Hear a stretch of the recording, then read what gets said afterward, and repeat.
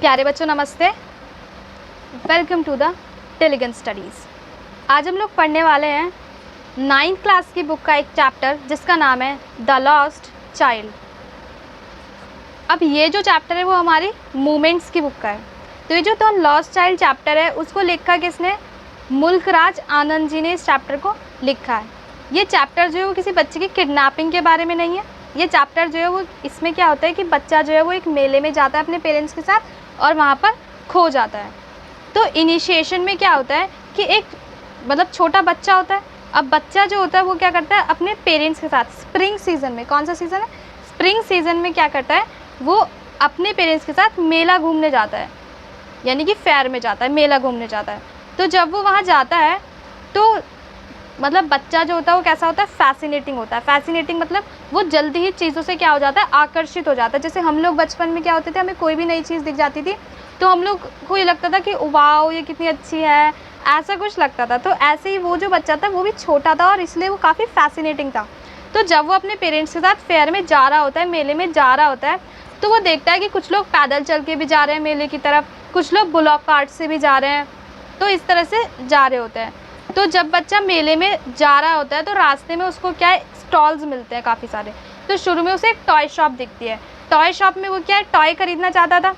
Toy shop मिलती है तो टॉय शॉप से वो टॉय खरीदना चाहता था। तो वो जो है वो अपने पेरेंट्स से कहता है, अपने डैड से कहता है कि मुझे जो है वो क्या चाहिए? एक टॉय चाहिए। तो उसके मतलब उसके जो पापा होते हैं वो मतलब एक अजीब सा चेहरा बना के, यानी कि सड़ा सा मुँह बना के ना मना कर देते हैं कि नहीं, मतलब रेड आइज से देखते हैं और मना कर देते हैं कि नहीं मैं नहीं दिलाऊंगा, ऐसा कुछ मतलब होता है। ठीक है, अब वो उनकी प्रॉब्लम होगी, वो क्यों नहीं दिलाना, जो भी है। तो फिर उसे मतलब बच्चे को लगता है कि चलो कोई बात नहीं। फिर वो आगे जाता है धीरे धीरे, तो फिर उसको क्या है? टॉय शॉप दिखती है। टॉय शॉप के बाद जो है जब वो आगे जाता है थोड़ा सा, तो स्प्रिंग सीज़न चल रहा था।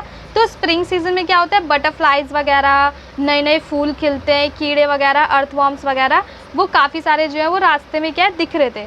तो उन्हें देख के उसे काफ़ी ज़्यादा अच्छा फील हो रहा था क्योंकि वो काफ़ी नेचुरल था और स्प्रिंग सीज़न में फ्लावरिंग भी बहुत अच्छी होती है, तो वो काफ़ी एक खूबसूरत सा व्यू बन जा रहा था। फिर उसके बाद वो थोड़ा और आगे जाते हैं, वो अपने पेरेंट्स के साथ जाता है, तो फिर उसे एक बैनियन ट्री मिलता है। बैनियन ट्री के नीचे वो लोग थोड़ा रेस्ट करते हैं। बैनियन ट्री के चारों तरफ वो घूम घूम के थोड़ा सा खेल लेता है। फिर वो जो है सोचते हैं कि चलो अब थोड़ा और आगे जाते हैं। तो फिर जब वो आगे जाते हैं तो वो बच्चा क्या देखता है कि मस्टर्ड फील्ड है। मस्टर्ड फील्ड जो है वो बहुत ज़्यादा येलोइश गोल्डन टाइप की दिख रही है क्योंकि स्प्रिंग सीज़न आ चुका है। तो स्प्रिंग सीज़न आ चुका है तो क्या होगा? फ्लावरिंग हो रही है। फ्लावरिंग हो रही है, नए नए फूल खिल रहे हैं, तो वो बहुत खूबसूरत व्यू बन रहा है जिससे वो बच्चा जो है वो बहुत बहुत बहुत ज़्यादा आकर्षित होता है। और इनफैक्ट हम भी हो जाएंगे अगर हम देखेंगे तो मस्टर्ड फील्ड को वो जो है वो काफ़ी ध्यान से देखता है और वो काफ़ी अच्छा मतलब बहुत खूबसूरत दिख रहा था। फिर जो है वो देन जो है वो थोड़ी देर बाद वहाँ से चले जाते हैं। फिर वो मेले में पहुँच जाते हैं। तो जब वो मेले में पहुँच जाते हैं तो वो जो बच्चा होता है उसको क्या मिलती है? एक हलवाई की दुकान दिखती है। हलवाई की दुकान सबको पता है यहाँ पर। तो हलवाई की दुकान पे क्या होता है कि बर्फ़ी बन रही होती है और बर्फ़ी उस बच्चे की फेवरेट स्वीट थी। क्या थी? फेवरेट स्वीट थी। तो वो अपने मतलब पेरेंट्स से पूछता है बर्फ़ी के लिए, तो वो जो है वो उसके लिए भी क्या कर देते हैं? मतलब मना कर देते हैं। तो कहीं ना कहीं उसे पता चल जाता है कि अब हर चीज़ के लिए मना ही होगी। फिर वो थोड़ा और आगे जाता है तो फ्लावर्स वगैरह देखता है मेले में और बलून्स वगैरह, जैसे होते नहीं कि एक पोल पे बहुत सारे बलून्स लगे होते हैं, तो उसे लगता है कि मुझे बलून्स ले लेने चाहिए। तो फिर वो धीरे से सोचता है कि क्या मतलब काश मैं बलून ले लूँ, बट उसे पता था कि क्या आंसर जो है वो नो में ही आएगा। तो फिर जो है वो थोड़ा सा और आगे जाते हैं, घूमते घूमते उसे एक स्नेक चार्मर दिखता है उस बच्चे को। स्नेक चार्मर मतलब जो सपेरे होते हैं और वो क्या रखते हैं अपने पास? एक स्नेक रखते हैं, सांप को रखते हैं, जो कि क्या है ऐसे ऐसे मूव करता है। ठीक है, ठीक है। तो वो क्या है ट्यून पे नाचता है, धुन पे नाचता है, तो वो उसे देख रहे होते हैं। तो फिर थोड़ी देर वो बच्चा जो है उससे भी काफ़ी ज़्यादा फैसिनेट हो जाता है, बहुत ज़्यादा आकर्षित हो जाता है उसको देख के भी कि वाओ कैसे मतलब जो स्नेक है वो मूव कर रहा है, ऐसा कुछ। बट फिर उसके पेरेंट्स जो है उसको थोड़ा और आगे ले जाते हैं। फिर उसके बाद जो है वो बच्चा जो है उसे पता था कि उसकी हर चीज़ के लिए मना किया जा रहा है। फिर जो है वो थोड़ा सा और आगे जाता है और जाते जाते उसे क्या दिख जाता है? वही जिसके लिए लोग मेले में जाते हैं, यानी कि उसको एक झूला दिख जाता है। तो जब वो झूले को देखता है तो तब उसका मन जो है वो बिल्कुल पिघल जाता है और उसे ऐसा फील होता है कि नहीं बस अब तो मुझे झूलना है। तो फिर जब वो ये बोलने के लिए पीछे मुड़ता है तो देखता है कि उसके पीछे पेरेंट्स है ही नहीं, यानी कि यहाँ पर बच्चा खो चुका था। तो जब वो ये बात देखता है कि उसके पेरेंट्स तो पीछे है ही नहीं, यानी कि वो खो चुका है, तो जब वो बच्चा खो जाता है तो वो क्या करता है, वहीं पर आसपास क्या होता है, एक मंदिर होता है, टेम्पल्स वगैरह, तो वहीं पे आसपास क्या होता है, एक मंदिर होता है। ठीक है। तो बच्चा रोते रोते क्या है, उस मंदिर में ढूंढने लगता है कि उसके पेरेंट्स वहाँ तो नहीं है। फिर उसे वो नहीं मिलते तो वो बहुत ज़्यादा रोने लगता है और वो बहुत ज़्यादा ओवरवेल्म्ड हो जाता है। ओवरवेल्म का मतलब क्या होता है कि वो बहुत ज़्यादा व्याकुल हो जाता है, बहुत ज़्यादा चिंता में पड़ जाता है कि कैसे होगा, अब क्या होगा, मैं खो गया हूँ, इस तरह से मतलब बच्चे परेशान हो ही जाते हैं। तो फिर जो बहुत ज़्यादा ओवरवेल्म्ड हो जाता है, ओवरवेल्म को हम क्या बोलते हैं, व्याकुल बोलते हैं, यानी कि वो बहुत ज़्यादा चिंता में पड़ जाता है, यानी इसे रेस्टलेस भी कह सकते हैं। तो वो बहुत ज़्यादा क्या हो रहा है, टेम्पल में रोने लगता है। तो रोने की आवाज़ सुन के एक मैन जो है, एक आदमी जो है, वो उनकी आवाज़ सुन लेते हैं। अब वो जो मैन थे ना, वो बहुत ज़्यादा काइंड हार्टेड पर्सन थे और वो बहुत अच्छे इंसान थे। तो वो जो मैन सोचते हैं कि वो इस बच्चे की हेल्प कर देंगे। तो वो जो है बच्चों को चुप कराने की कोशिश करते हैं, लेकिन वो बहुत ज़्यादा रोता है और वो बोलता है कि नहीं, मुझे मम्मा पापा चाहिए, इस तरह से। तो वो बहुत ज़्यादा रोता है।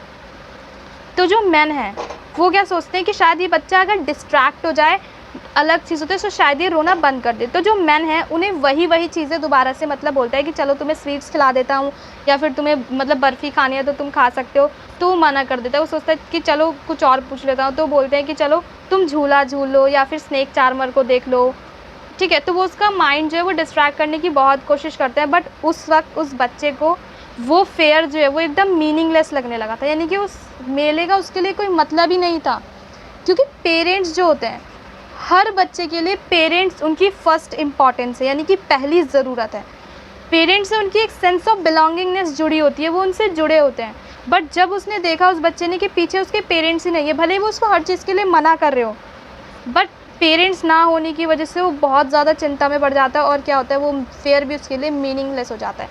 जो चीज़ें उस फेयर में उसको अट्रैक्ट करी थी, जैसे कि स्वीट शॉप्स हो गई, गार्डन्स, फूलों की माला वगैरह भी जो है मेले में मिल जाती हैं, तो वो भी काफ़ी ज़्यादा उनको जो है वो अट्रैक्ट करी थी। डहलिया फ्लावर्स जो होते हैं इन सब की, स्नेक चार्मर काफ़ी अट्रैक्ट कर रहा था, mustard fields, dragon fly, groves वगैरह जो थे, फिर वॉर्म्स, फ्लावर पेटल्स, मतलब वही स्प्रिंग सीज़न में क्या होता है कि पत्तियाँ जो है फूलों से थोड़ी बहुत गिरती हैं, तो एक खूबसूरत सा व्यू आ जाता है। डव्स वगैरह हो गई, बलून्स पोल वगैरह पर, तो ये सारी चीज़ें उसे अट्रैक्ट करी थी जब उसके पेरेंट्स उसके साथ थे। बट जैसे ही पेरेंट्स जो हैं वो मतलब उनसे अलग हो गए, यानी कि बच्चा तो खो गया था, पेरेंट्स अपने मतलब बच्चे को ढूंढ रहे, बच्चा पेरेंट्स चाहता है, तो उस वक्त उसके लिए सब कुछ मीनिंगलेस हो चुका था। क्योंकि हर चाइल्ड की फ़र्स्ट नीड उनके पेरेंट्स होते हैं, जो कि उनको सपोर्ट और सिक्योरिटी देते हैं और उनको अटेंशन पे करते हैं। बट जब उनकी एब्सेंस हुई तो बच्चा कैसे हो गया, बच्चा इनसिक्योर फील करने लगा, और फिर जो है उसे किसी भी चीज़ में इंटरेस्ट नहीं रहा। वो इनसिक्योर फील करने लगा, उसको किसी भी चीज़ में इंटरेस्ट नहीं रहा। तो बाद में क्या होता है कि मतलब काफ़ी परेशान होने के बाद जो है एट द एंड आकर बच्चे को जो है वो उसके पेरेंट्स मिल ही जाते हैं आखिरकार, क्योंकि वो पर्सन जो है बहुत ज़्यादा काइंड हार्टेड होते हैं। ये वाले जो मैन थे जो उस बच्चे का माइंड डिस्ट्रैक्ट करने की कोशिश कर रहे थे, वो बहुत ज़्यादा काइंड हार्टेड होते हैं। तो जो बच्चा है वो अपने पेरेंट्स के पास जो है वो सही सलामत पहुंच जाता है, और पेरेंट्स भी अपने बच्चे को ही क्या हो जाते हैं, ढूंढने की कोशिश पूरी कर रहे थे। तो ये जो हमारा चैप्टर है उसमें जनरली क्या क्वेश्चन पूछे जाते हैं, सबसे इम्पॉर्टेंट और मेन क्वेश्चन यही पूछ लिया जाता है एग्ज़ाम में कि बच्चे को वो क्या चीज़ें हैं जो क्या कर रही थी, अट्रैक्ट कर रही थी अपनी तरफ, और वो क्या चीज़ है, वो टॉय शॉप है, वो स्वीट शॉप है, वो गार्डन्स है, गार्डन्स मतलब फूलों की माला, स्नेक चार्मर हो गया, वही सपेरा जो बीन बजा के क्या है सांप को कंट्रोल कर लेता है, मस्टर्ड फील्ड हो गए, ड्रैगन फ्लाई हो गए। बच्चों को ये सारी चीज़ें अट्रैक्ट करती है और उस बच्चे को भी ये सारी चीज़ें अट्रैक्ट कर रही थी। तो ये क्वेश्चन बहुत ज़्यादा इंपॉर्टेंट होता है कि बच्चे को काफ़ी ज़्यादा फैसिनेटिंग चीज़ें जो है वो क्या कर रही थी, अट्रैक्ट करी थी ये सब, और इसलिए वो हर शॉप पे जाके सब कुछ बहुत ध्यान से देख रहा था। वो कौन सा स्वीट खाना चाहता था, बर्फ़ी, मैंने बताया था क्या कि बर्फ़ी उसका फेवरेट स्वीट है। तो ये सब चीज़ें थी, ठीक है। और तो ये कहानी जो है बस इस पूरी स्टोरी में जो है वो इतना ही है, बट ये है कि इसमें मेन क्वेश्चन यही पूछा जाता है कि बच्चे को क्या चीज़ें अट्रैक्ट करी थी, यही इसका बहुत ज़्यादा इम्पॉर्टेंट क्वेश्चन है।